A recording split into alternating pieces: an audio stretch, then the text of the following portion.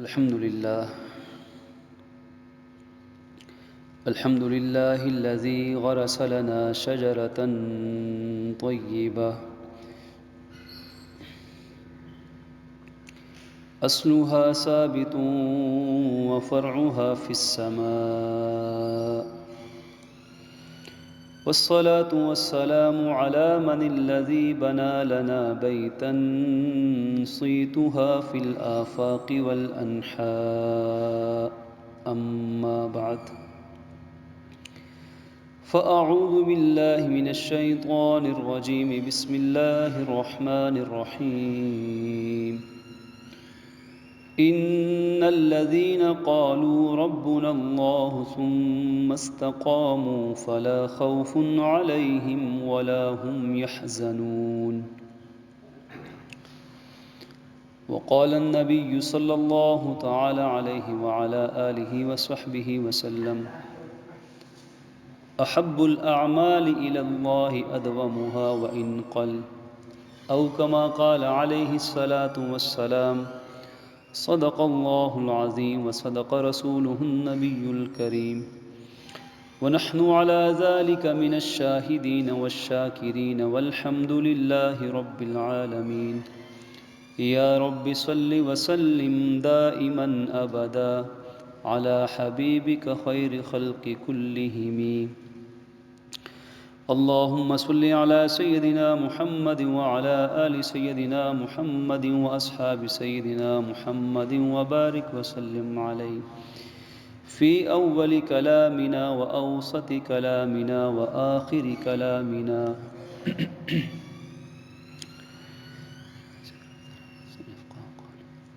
بزرگان ملت، برادران اسلام، میرے عزیز دوستوں، بزرگوں اور بھائیوں، وقت بڑی تیزی کے ساتھ گزرتا چلا جا رہا ہے.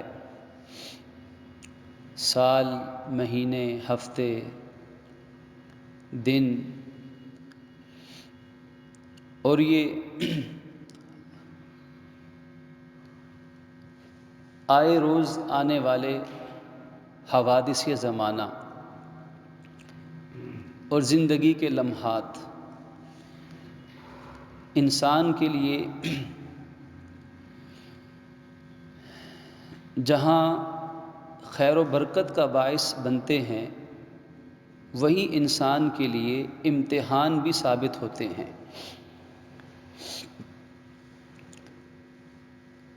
وقت انسان کا امتحان لیتا ہے. اللہ عز و جل قرآن پاک میں یہی فرماتے ہیں کہ تم سے پہلی قوموں کے بھی امتحانات ہوتے رہے ہیں، اور اللہ اپنے بندوں سے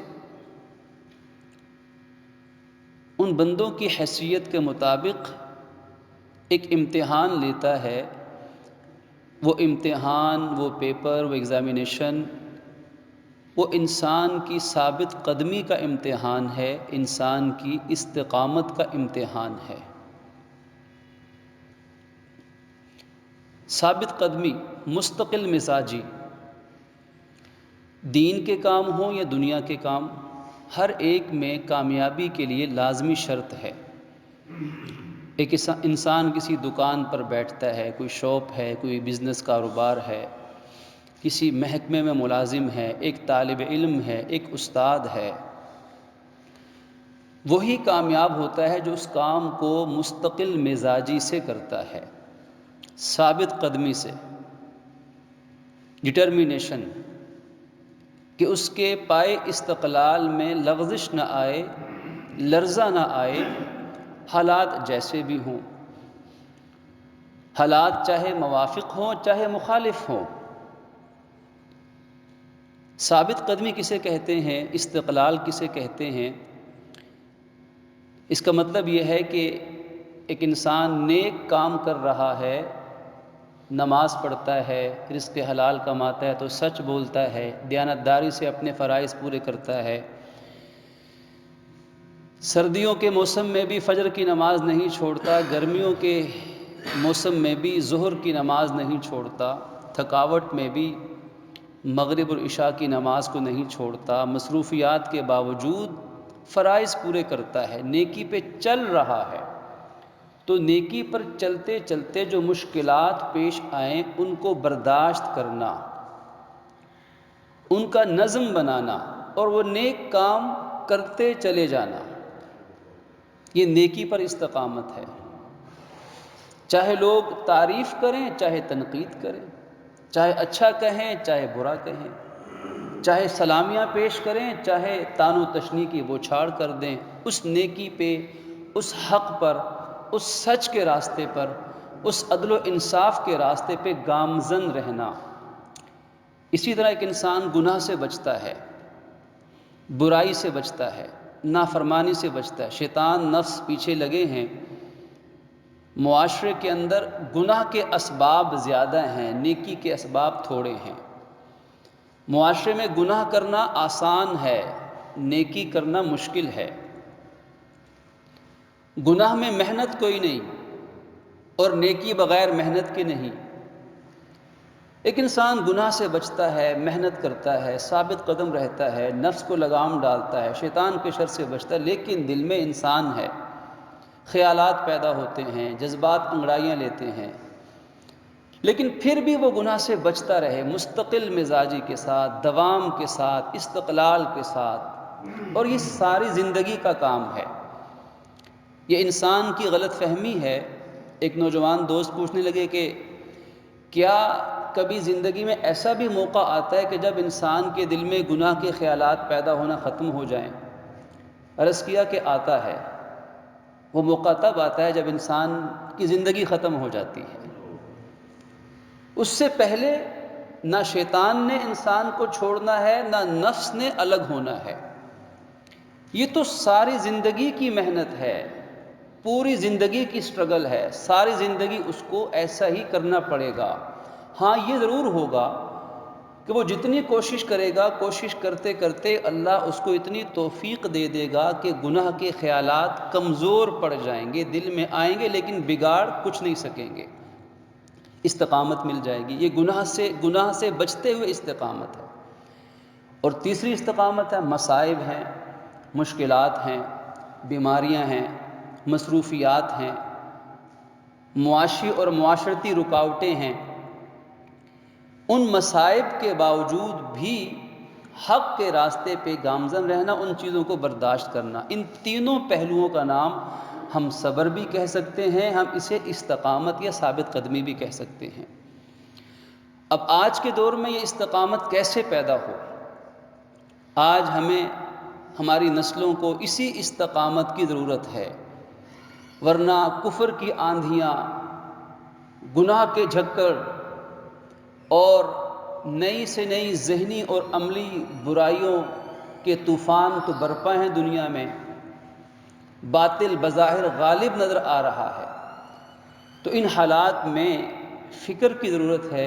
یہ ایک فکر ہے، یہ ایک غم ہے، یہ ایک حزن ہے، یہ ایک محنت کی دعوت ہے، محض کوئی خطبہ یا تقریر نہیں، بلکہ ایک سوچ اور دعوت فکر ہے کہ کیسے یہ ہو کہ ہم اور ہماری نسلیں، ہمارے اہل خانہ، ہمارا معاشرہ دین پر ثابت قدم رہے، جو ثابت قدمی ابھی عرض کی گئی۔ اس ثابت قدمی کے لیے قرآن و حدیث کے مطالعے کے بعد جو چند نکات بطور ایک طالب علم کے تجزیاتی طور پر سمجھ میں آتے ہیں، ان میں سے پہلا اور بنیادی عمل وہ اپنے اندر اور اپنی نسلوں میں ایمان کی طاقت پیدا کرنا ہے۔ اس لیے کہ اگر لائٹ، روشنی، ٹارچ یا چراغ، اگر اس کی روشنی طاقتور ہوگی تو آگے چاہے دھند آ جائے، چاہے اندھیرا آ جائے، جتنی روشنی طاقتور ہوگی، جتنا بلب طاقتور ہوگا، جتنا اس میں کرنٹ طاقتور ہوگا، اتنے اندھیرے بھاگ جائیں گے۔ اور خدا نخواستہ اگر چراغ ہے، ٹمٹماتا ہوا چراغ، جلتی بجھتی دیا سلائی، تو پھر کیا ہوگا؟ ہلکا سا ہوا کا جھونکا بھی اس کو بجھانے کے لیے کافی ہو جائے گا۔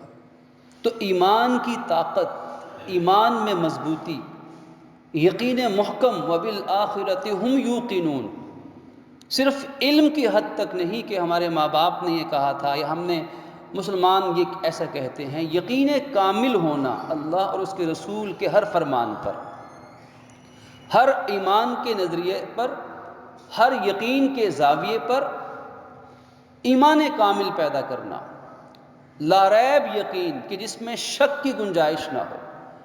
اور کفر کی دنیا جتنے مرضی شکوک و شبہات پیدا کر دے ریسرچ کے نام پر یا کسی اور بہانے سے، تو ایمان میں کوئی کمپرومائز نہ کرنا، کوئی مصلحت نہیں۔ جو اللہ رسول کی بات ہے، جو نظریات ہیں ہمارے اسلامی نظریات، ایمان، عقائد، ان پر یقین کامل ہونا، یہ ثابت قدمی کے لیے پہلی بنیادی شرط ہے۔ اور پھر اپنے اندر اخلاقی طاقت پیدا کرنا، اخلاقی جرت پیدا کرنا، جو اخلاقی خوبیاں ہیں جن سے انسان کو استقامت ملتی ہے، وہ خوبیاں اصلاح نفس کے ذریعے سے اپنے اندر پیدا کرنا۔ وقتی جذبہ تو ہر انسان مسلمان کا ہے کہ میں دین پر ثابت قدم رہوں گا، لیکن اس وقتی جذبے کو عملی صورت میں ڈھالنے کے لیے شرط ہے کہ وہ خوبیاں، وہ اخلاقی صفات اپنے اندر پیدا کی جائیں جن سے انسان ثابت قدم رہتا ہے۔ مثال کے طور پہ توکل کی صفت ہے، اللہ کی ذات پہ بھروسہ۔ اگر توکل ہوگا تو ایک انسان مہنگائی کے باوجود، تنگ دستی کے باوجود، وہ انسان حلال کو نہیں چھوڑے گا اگر اللہ کی ذات پہ توکل ہے کہ ٹھیک ہے آج نفع کم ہوا سچ بولنے کی وجہ سے، دیانت داری سے کما رہا ہوں تو اوروں سے کم کما رہا ہوں، بظاہر لگ رہا ہے کہ اخراجات پورے نہیں ہوں گے، بچوں کی شادی بیاہ تعلیم کا کیا بنے گا، گھر بھی اپنا نہیں، لیکن اگر اللہ کی ذات پر بھروسہ ہے تو جو وساوس ہیں، قرآن کہتا ہے کہ شیطان تم سے فقر و فاقہ کا وعدہ کرتا ہے، تمہیں فقر سے ڈراتا ہے کہ کیا بنے گا، کھاؤ گے کہاں سے، اولاد کا کیا ہوگا۔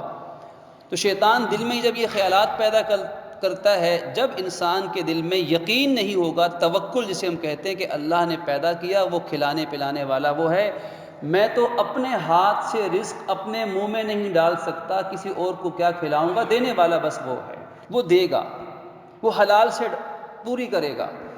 جب اللہ کی ذات کے ساتھ یہ توکل، یہ اعتماد کا رشتہ قائم ہوگا تو پھر دین پر انسان ثابت قدم ہو جائے گا، پھر مایوسی کے بادل چھٹ جائیں گے۔ لا تقنطوا من رحمت اللہ، بیماری ہے لیکن پھر بھی اسے امید ہے کہ انشاءاللہ وہ شافی ہے، وہ شافی شفا دے گا، انسان ثابت قدم۔ توکل کی کرشمے انسان اپنی زندگی کے ہر موڑ پر استقامت کی شکل میں دیکھتا ہے۔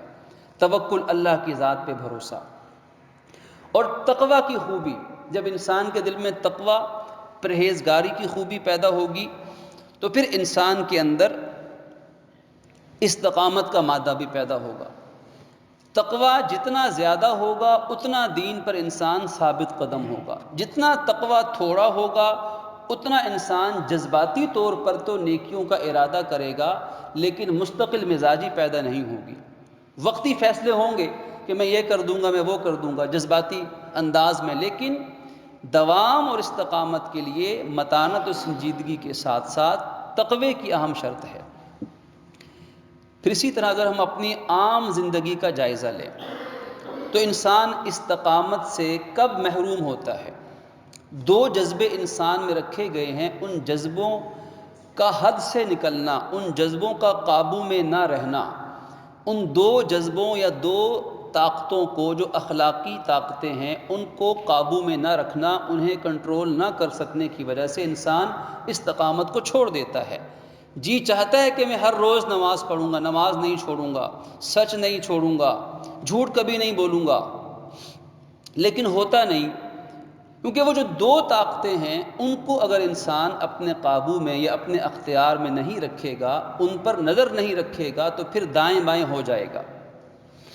دو طاقتیں، ان میں سے ایک طاقت خواہش کی طاقت ہے، جس کو آپ یوں کہہ لیں کہ انسانی نفس کی پسند کی خواہش ہے، شہوت کی خواہش ہے، اور اپنے پسند کی چیز کو حاصل کرنا۔ انسان کے نفس میں لالچ کا مادہ رکھا گیا ہے انسان اپنے لیے اچھی چیزوں کی چاہت پیدائشی طور پر دنیا میں لے کر آیا ہے۔ اب یہ اللہ رب العزت نے انسان میں یہ جذبہ حب، جذبہ شہوت، جذبہ پسند یہ رکھا ہے، اگر یہ نہ ہوتا تو انسان کو جنت کی خواہش بھی نہ ہوتی۔ اگر یہ انسان میں یہ خواہش کا مادہ، پسند کے حصول کا مادہ اگر نہ ہوتا تو انسان کبھی نیکی کی پسند بھی نہ کرتا۔ اب یہ ہے تو فائدے کی چیز کہ اللہ کی رضا پسند ہے، جنت پسند ہے، نیکی پسند ہے، جنت کی نعمت پسند ہے، اجر و ثواب پسند ہے، اس کو لینا چاہتا ہے، لینے کی چاہت ہے۔ اگر یہ جذبہ صحیح طرح ہوگا تو پھر انسان دین پر ثابت قدم رہے گا۔ مثال کے طور پر روزہ ہمیں کسی چیز کو قابو کرنا سکھاتا ہے کہ جی چاہتا ہے کہ فلاں چیز بھی لے لوں، فلاں جیسا گھر بھی بنا دوں، فلاں جیسی گاڑی بھی لے لوں، فلاں جیسا عہدہ اور منصب بھی ہو جائے، فلاں جیسی چیز بھی ہو جائے۔ دل میں تو خواہش پیدا ہوتی ہے، لیکن انسان اس خواہش پہ کنٹرول کرتا ہے اور ان خواہشات کا حصول جائز دائرے کے اندر کرتا ہے۔ جب جائز دائرے میں یہ چیزیں رہتی ہیں تو پھر نماز کا وقت آئے تو دکان بند کرنا آسان ہے نماز کے لیے، اس لیے کہ رزق حلال کی خواہش کسے نہیں ہوتی؟ کون یہ نہیں چاہتا کہ مجھے اللہ حلال رزق وافر اور کشادہ دے؟ لیکن جب وہ خواہش کنٹرول میں ہوگی، خواہش ہے لیکن نماز کا وقت آیا تو پھر یہ حدیث یاد آئے گی کہ طلب و کسب الحلال فریضۃ بعد الفرائض۔ رزق حلال کا معنی فرض ہے، لیکن دیگر فرائض کے بعد فرض ہے۔ پھر حج کرنا، روزہ رکھنا، زکوٰۃ دینا۔ اگر روزہ رکھ کر محنت مزدوری کر سکتا ہے، کاروبار چل سکتا ہے تو انسان دونوں کام کرے گا۔ اگر دونوں میں سے ایک کرنا پڑے تو انسان روزے کی خواہش کرے گا، وقتی طور پہ پریشانی برداشت کر لے گا، اس لیے کہ خواہش نفس کو کنٹرول کیا ہوا ہے۔ اور پھر انسان کے اندر سفلی جذبات پیدا کیے گئے ہیں۔ انسان کے سفلی جذبات ہیں، خواہش نفس ہے، اس سفلی جذبے کو بھی جب تک انسان قابو میں نہیں رکھے گا تو حلال و حرام کا فرق نہیں کر سکے گا۔ ان سفلی جذبات کو بھی روزے کے ذریعے سے، پاک دامنی کے ذریعے سے، نگاہوں کی حفاظت کے ذریعے سے، کانوں کو برائی سننے سے روکنے کے ذریعے سے، اور حلال ذریعہ نکاح کے ذریعے سے، ان سفلی جذبات کو بھی در حقیقت قابو میں رکھنے کا ایک انسان کو طریقہ اور راستے بتائے گئے ہیں۔ جب انسان اپنی سفلی خواہشات کا غلام محض بن جائے گا تو پھر اسے پہلا نقصان بد نظری کا کہ انسان سے نماز چھوٹ جاتی ہے، معاذ اللہ۔ نگاہ بھٹکے گی، نیکی سے انسان محروم ہوگا۔ علماء نے لکھا ہے کہ جس انسان کی نگاہ قابو میں نہیں ہوگی، کبھی اس کو تہجد کی نماز کی توفیق نہیں مل سکے گی، معاذ اللہ۔ اس لیے کہ نگاہ بھٹک گئی، اب دین کی استقامت نام کی کوئی چیز نہیں رہے گی۔ ایک انسان جب اس برے راستے پہ چل پڑا اور اس نے اپنے آپ کو پاک دامن نہیں رکھا تو بدن پاک نہیں، لباس پاک نہیں، سوچ پاک نہیں، نماز کی توفیق معاذ اللہ ثم معاذ اللہ سب سے پہلے اس سے چھین لی جاتی ہے، معاذ اللہ۔ تو دین کی استقامت نہیں ہے۔ تو اپنے خواہش نفس کو جو ہر طرح کی ہیں ان کو قابو میں رکھنے کی محنت اور کوشش۔ اسی طرح دوسری طاقت ہے غضب اور غصے کی طاقت۔ غضب، یہ قوت جو غضب ہے حقیقت میں یہ بھی اللہ کی نعمت ہے۔ اگر قوت غضب نہ ہو تو انسان کو کبھی برائی سے نفرت کرنا نہ آئے، انسان شیطان سے نفرت نہ کرے، اگر اس کے دل میں نفرت کا مادہ نہ ہو، گناہ سے نفرت نہ ہو، جہنم سے نفرت نہ ہو، تو حقیقت میں جو قوت غضب ہے، جو غصے کی طاقت انسان میں ہے، یہ غصے کی طاقت حقیقت میں اللہ کی نعمت ہے۔ اس نعمت کا استعمال اگر انسان ٹھیک کرے تو دین پہ ثابت قدم رہے گا۔ انسان یہ تہیہ کر لے کہ میں نے آج کے بعد فلاں برا کام نہیں کرنا، اگر یہ انسان اس قوت غضب کو یہاں استعمال کرے تو دنیا کی کوئی طاقت انسان کو گناہ پہ مجبور نہیں کر سکتی ہے، اس لیے کہ اس نے اپنی قوت غضب کو استعمال کیا جائز راستے میں، جس کو صوفیہ کرام کی زبان میں ازالہ کہا جاتا ہے کہ ازالہ ممکن نہیں ہے، قوت شہوت اور قوت غضب کا ازالہ کہ ختم ہو جائے، کسی چیز کی خواہش دل میں نہ آئے، کسی چیز سے نفرت غصہ کبھی نہ آئے، یہ ممکن نہیں ہے۔ ہاں ان کا ایمالہ ہو سکتا ہے، ان کو موڈیفائی کیا جا سکتا ہے، ان کو سنوارا جا سکتا ہے، ان کا جائز استعمال کیا جا سکتا ہے۔ تو ان دو طاقتوں کا جائز استعمال کرنا انسان کو دین پر ثابت قدم بنا دیتا ہے۔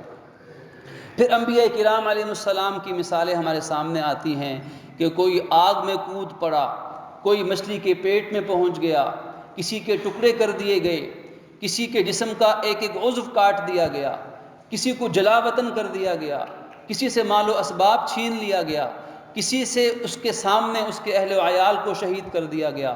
پھر انبیاء کی مثالیں، صحابہ کی مثالیں، اہل بیت کی مثالیں، امت کے اسلاف و اکابرین کی مثالیں سامنے آ جاتی ہیں۔ جب قوت ایمان پیدا ہو اور جب قوت شہوت اور قوت غضب کو انسان اپنے فائدے کے کام میں کنٹرول کر کے استعمال کرنے کی مشق شروع کر دیتا ہے۔ اب یہ ایمان کیسے مضبوط ہو اور اپنے نفس پر، اپنی اصلاح نفس کے کاموں پر انسان کو عبور کیسے حاصل ہو، اس کے لیے انسان کو پھر نیک صحبت اختیار کرنے کی ضرورت ہے۔ نیک صحبت، قرآن پاک نے ہمیں جا بجا اس کی تعلیم دی ہے۔ قرآن پاک ان آیات سے بھرا ہوا ہے کہ نیک لوگوں کی صحبت اختیار کرو، کونوا مع الصادقین، تم سچوں کے ساتھ ہو جاؤ، فادخلی فی عبادی، میرے بندوں میں داخل ہو جاؤ۔ بے شمار آیات ہیں، قرآن بتاتا ہے کہ جب انسان نیک انسان کی صحبت اختیار کرتا ہے تو اس کو نیکی پر ثابت قدمی مل جاتی ہے، اس لیے کہ انسان اپنے دوست کے مذہب اور راستے پر چلتا ہے۔ جیسی کمپنی ویسا انسان خود، جیسی دوستی ویسے انسان کی زندگی کے اعمال۔ اگر دوستی اچھی ہے، اگر محفل اچھی ہے، اگر انسان اللہ والوں کے پاس بیٹھتا ہے، نیک ماحول میں اپنا وقت زیادہ گزارتا ہے، مسجد کا ماحول ہے، قرآن و سنت کا ماحول ہے، اللہ کا ماحول ہے، بزرگان دین کے پاس بیٹھتا ہے، نیک بندوں اور نیک محفل میں بیٹھنے سے انسان کو استقامت حاصل ہوتی ہے۔ اور جتنا اس اچھے ماحول سے دور ہوگا، جتنا مسجد سے دور ہوگا، دینی مدرسے سے دور ہوگا، اللہ والوں سے دور ہوگا، علماء صلحاء سے دور ہوگا، اتنا ہی دین پر چلتے رہنا اس کے لیے مشکل ہوتا چلا جائے گا۔ صحبت صالح ترا صالح کند، نیک آدمی کی دوستی انسان کو نیک بناتی ہے، اور صحبت طالح ترا طالح کند، برے کی دوستی برا بنا دیتی ہے۔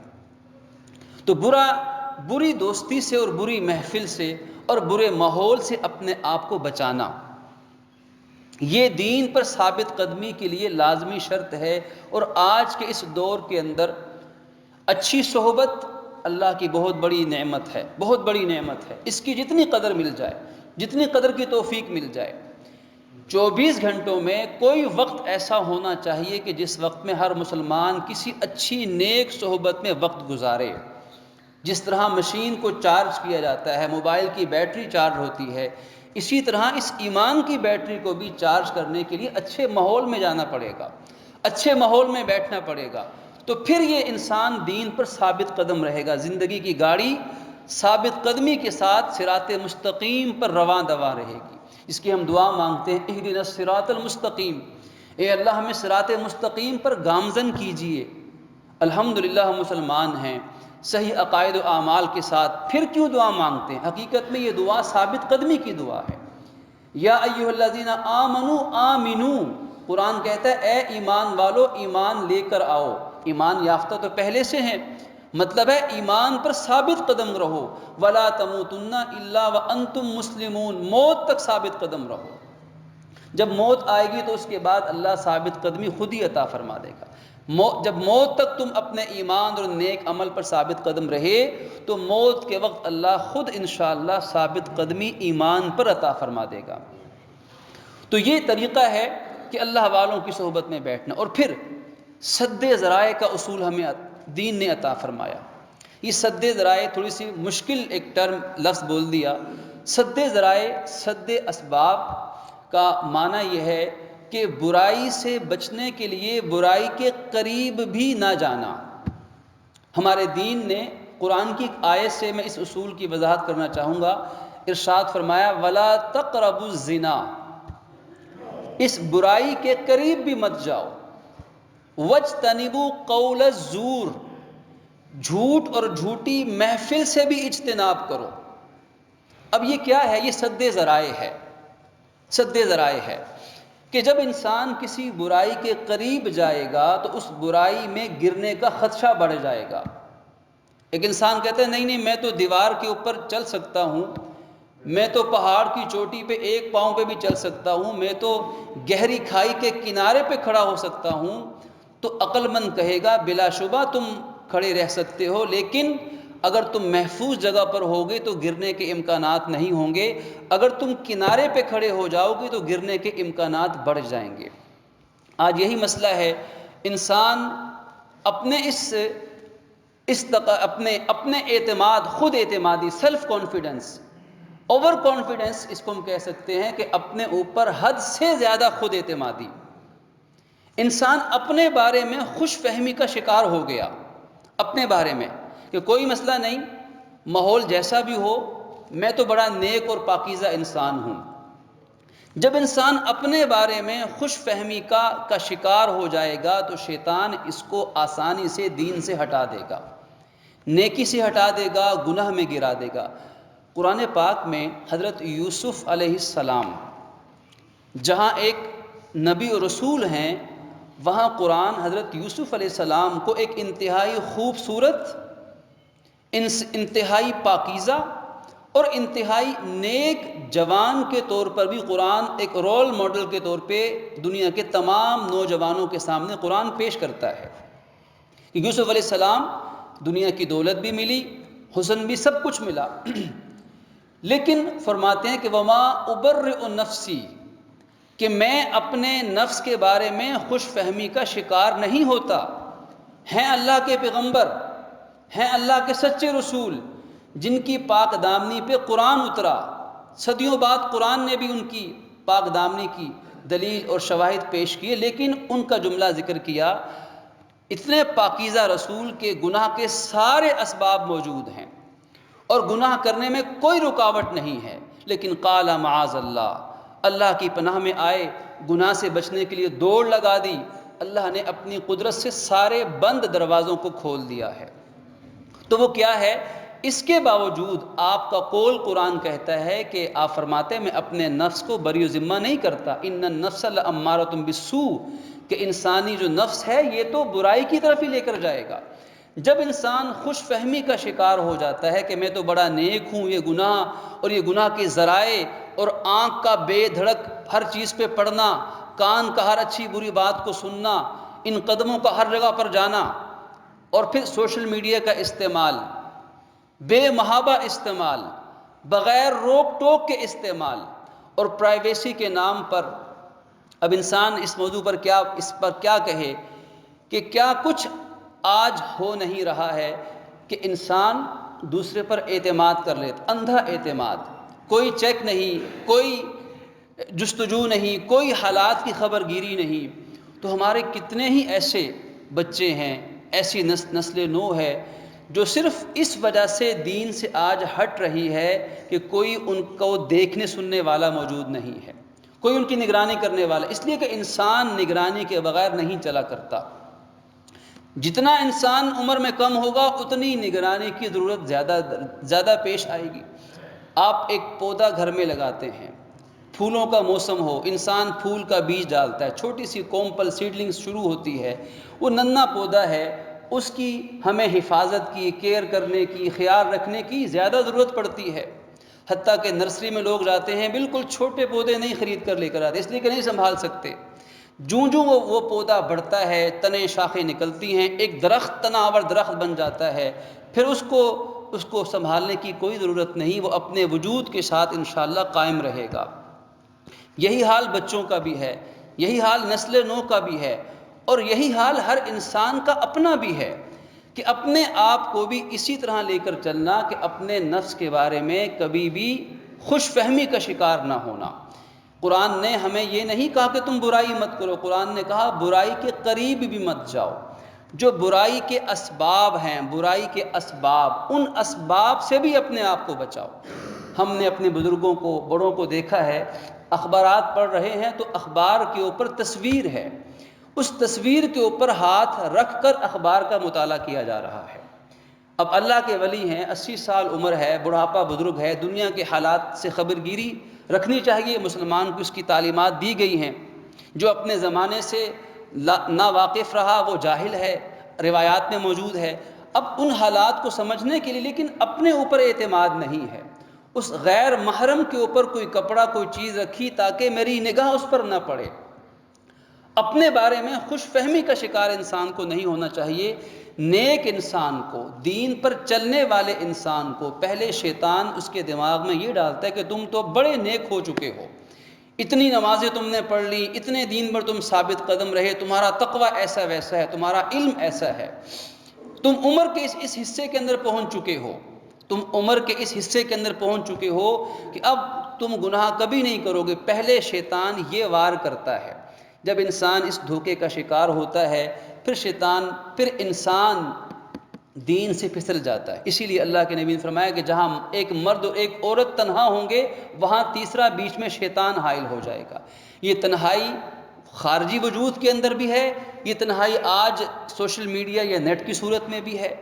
اگر وہاں انسان اپنے آپ کو خود بچانے کی فکر نہیں کرے گا، اس کی نگرانی کرنے والے اس کی نگرانی نہیں کریں گے، شیطان تو انسان کو برباد کرنے کے لیے ہر وقت تیار ہے۔ تو قرآن نے ہمیں اصول دیا کہ دین پر ثابت قدم رہنا ہے تو انسان کو اپنے بارے میں خوش فہمی کا شکار نہیں ہونا چاہیے، اور گناہ سے بھی بچے اور گناہ کے ذرائع سے بھی بچے۔ اور گناہ کے ذرائع سے بچنے کا آسان راستہ، انسان نیکی کا روزہ رکھ لے۔ ایک روزہ رمضان کا ہوتا ہے، ایک روزہ نیکی کا ہوتا ہے۔ نیکی کا روزہ یہ ہے کہ ہر وقت میری آنکھ کا روزہ ہے، کیونکہ جب حدیث میں جب انسان روزہ رکھتا ہے تو روزہ صرف بھوک پیاس برداشت کرنے یا کھانا پینا چھوڑنے کا نام نہیں ہے، بلکہ حدیث میں کہ روزہ آنکھ کا بھی ہے، روزہ کان کا بھی ہے، روزہ زبان کا بھی ہے۔